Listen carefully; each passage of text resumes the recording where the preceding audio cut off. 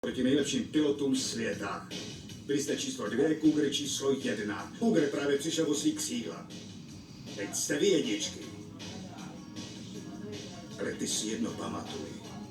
Jestli něco provedeš, budeš lítat s nákladním letadlem plným psích hoven do Hongkongu. Rozkaz. To je všechno. O tom migu mi povítaj jindy. Pánové, hodně štěstí. Děkuji. Díky.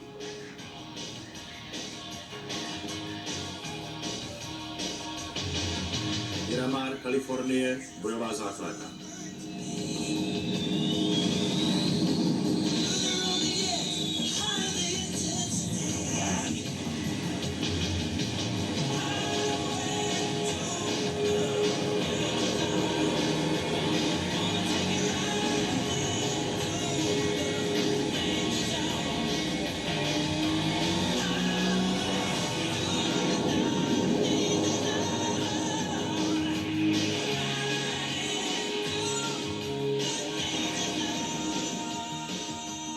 Za války s Koreou bylo naše stíhačské skóre naší armády 12:1. Během Vietnamu to spadlo na 3:1. Naši stíhací piloti začali být zkrátka závislí na odpalovacích raketách. Proto byl zřízen Top Gun k výuce vzdušných bojových manévrů, leteckých soubojů. Už mě to nebaví. Ke konci vietnamské války už bylo skóre zpátky na 12:1. Rolety, prosím. Rád bych využil příležitosti a představil velicího důstojníka. První muž, který vyhrál cenu Top Gun. Nenajdete lepšího stíhacího pilota nikde na světě.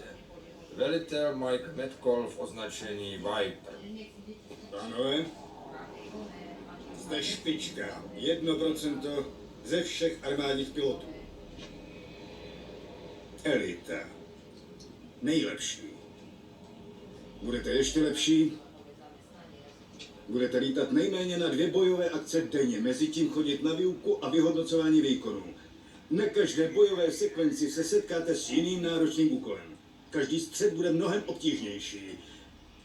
Naučíme vás lítat s F-14 s centimetrovou přesností. A rychleji. My politiku neřídíme, pánové. Dělají zvolení funkcionáři, civilisty.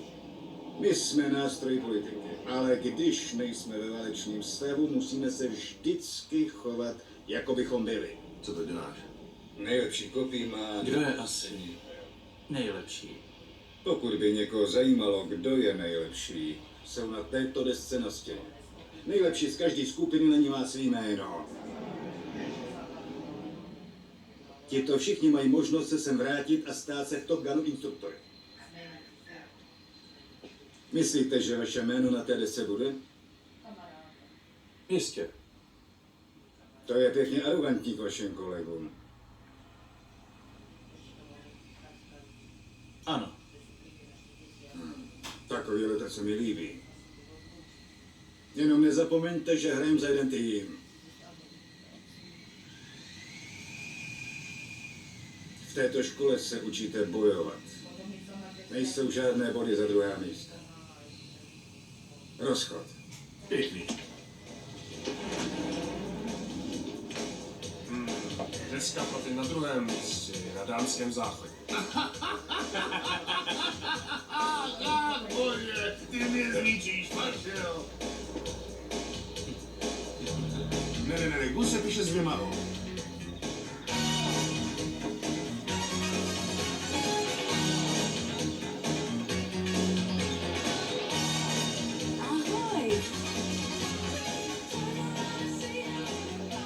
Tak tomuhle říkám bojiště se spoustou cílů.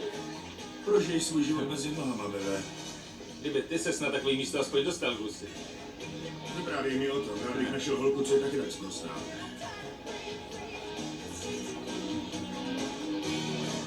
Bebe, chceš vědět, kdo je nejlepší?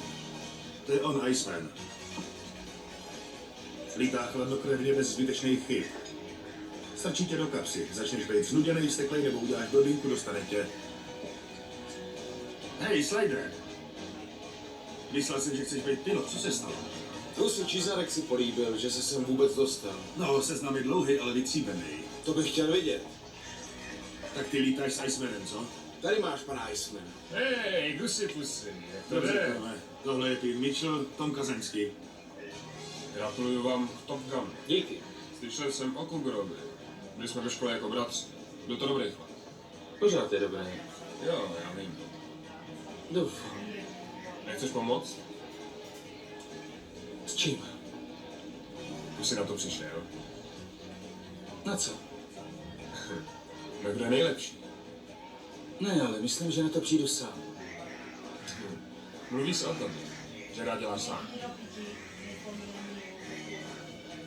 Meve, letěl s váma strážný anděl, co? Nejdřív ten Mick a pak taháte Cougara z Bruselu. Netáhli jsme ho z Bruselu, byla to společná akce.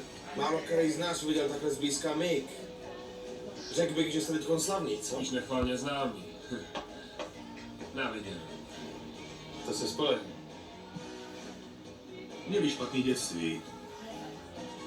Teď nás čeká zábava. Jasně. Tak jo, myslím, že řada je na mě. Dobře. Sázka je $20. $20. Dobře. Musí získat o konkrétní ženský tělesné znalosti. V tomhle případě, V tomhle případě. no tak holku, sázka je sázka. Nevím jestli, no... Prostě se mi to v tobě nezdá fér. Tamhle to musí slyšet.